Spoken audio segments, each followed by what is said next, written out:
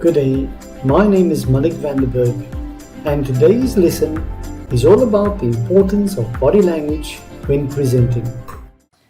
Confident and composed, that is how you want to come across when doing a presentation standing up. And the best way to achieve this goal is to improve your body language. And what follows are some steps on how to improve your body language. So, let's have a look.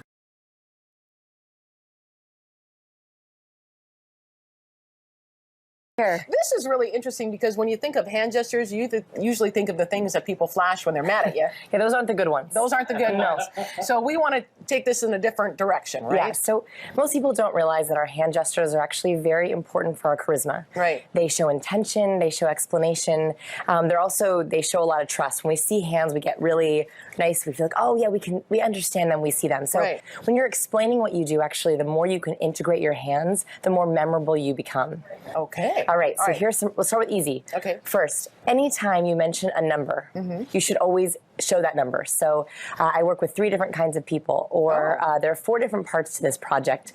Even when you're talking with kids, that can actually help. It's almost like an anchor or a hook. That makes sense. Because then they see the number. It's almost like hand gestures underline or bold your words. Okay. So anytime you mention a number, you want to say 3, 4, 5, 10. Right. Always, that's easy one. Use your hands. Okay, piece of cake. So the second one is a little bit more complicated. So this is increase, decrease. So one thing you can do with your hands is if you're talking about a really big growth, you can actually show that growth. Or if it's a little problem, no big deal.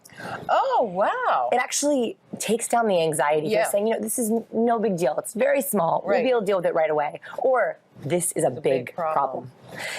It's that this whole thing makes a lot of sense. It really does. And you notice it on television with actors. Right. It gets to the point much quicker because you go, oh, it's a really big deal. Right. Or if I were to say it's a really big deal, it doesn't. your brain's like, whoa, like I just scrambled your brain, right? But the impact is huge when you do that. Exactly. So increase, decrease. You can go growth, like, oh my gosh, he's growing so much. Right. Wow. Yeah. So increase, decrease. The third one is if you are talking about something emotional. The easiest way to do this is to actually gesture anywhere in your heart region. So our heart region, right in the middle of our chest. If you say, this is so important to me. Anytime you can feel it. You can feel it when you say that. Anytime someone gestures in this area, it's almost like they're saying, pay attention. Right. This is important to me.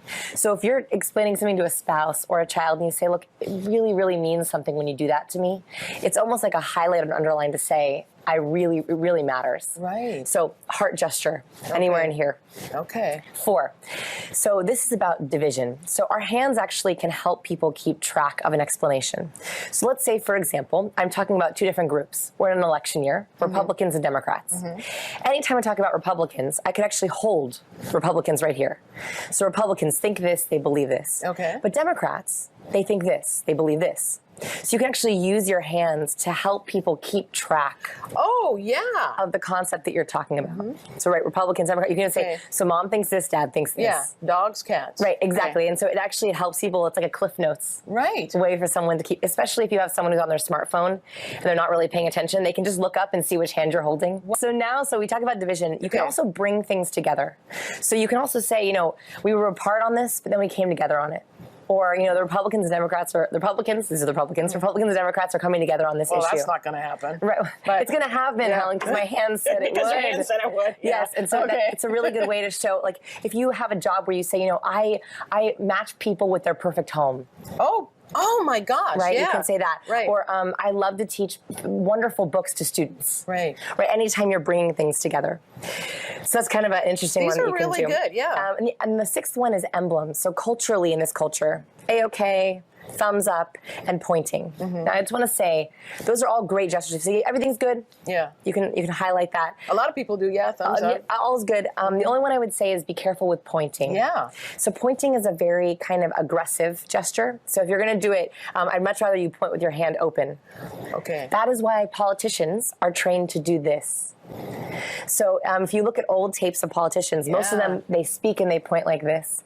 Actually, they've been trained to point like this.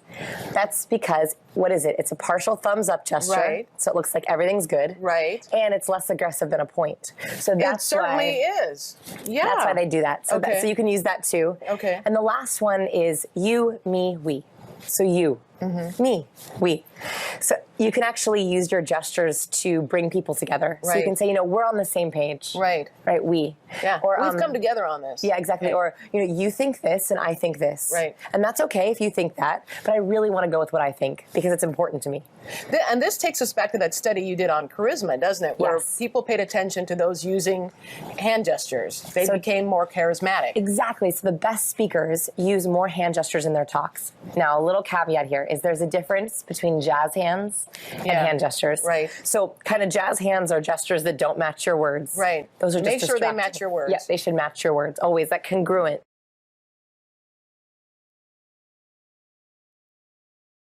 Tip number 3, you want to pause, and when you pause after a key idea, add a little tiny bit of a nod.